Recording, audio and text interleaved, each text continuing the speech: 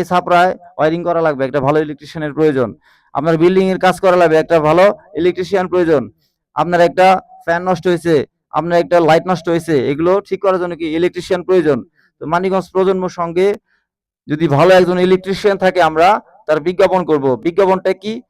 ধরেন তার অভিজ্ঞতা, তার কাজের এক্সপিরিয়েন্স সবকিছু মিলিয়ে একটা প্রেজেন্টেশন করব, সেটা আমরা আমাদের পেজে তুলে ধরবো এবং তার নাম্বার, যোগাযোগ সবকিছুই থাকবে।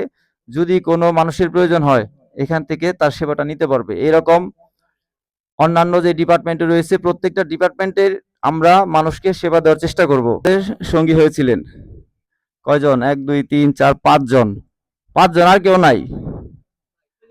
6 জন। আচ্ছা, ঠিক আছে, আলহামদুলিল্লাহ। এই জন্য ব্লাড গ্রুপ কালেকশন প্রোগ্রামটা আমরা করব, অর্থাৎ যাদের ব্লাড গ্রুপটা জানা নেই, অনেকে জানে না তার রক্তের গ্রুপটা কি, আমরা এই রক্তের গ্রুপটা পরীক্ষার মাধ্যমে বিনামূল্যে ফ্রি করে দিব। একটা ক্যাম্পেইন করব আমরা, 2 দিন ব্যাপী একটা ক্যাম্পেইন করব, যেন আমরা একটা বড় সংখ্যার একটা ব্লাড গ্রুপের কালেকশন আমাদের লিস্টে থাকে। কেউ যদি খুব ইমার্জেন্সি অবস্থা হয়, আমরা যেন সেই লিস্ট বের করে আমরা একটু সেবা দিতে পারি।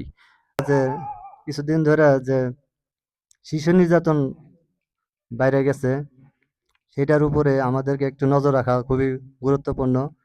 কারণ আজ থেকে প্রায় 3 মাসের ভিতরে প্রায় 17-18 জন শিশু হত্যা হয়েছে খুব ন্যাক্কারজনকভাবে। এগুলার বিচারের জন্য আমাদের এই প্রজন্ম সংঘ থেকে একটা প্রোগ্রাম করার জন্য আমি আহ্বান জানাবো।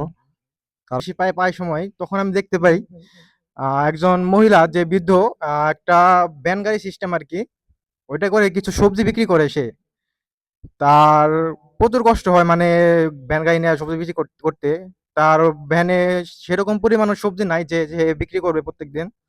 তা আমি একটা মানে এর আগে বলতে চাইছিলাম সবাইকে, সেটা হলো আমাদের মুখপ্রজন্ম সংঘ থেকে সবাই মিলে কিছু কিছু টাকা দিয়ে ওনাকে একদিন বাজার করে দিলাম, বা সবাই মিলে দেখা করলে কথাবার্তা বললাম, আমরা বাসায় গেলাম।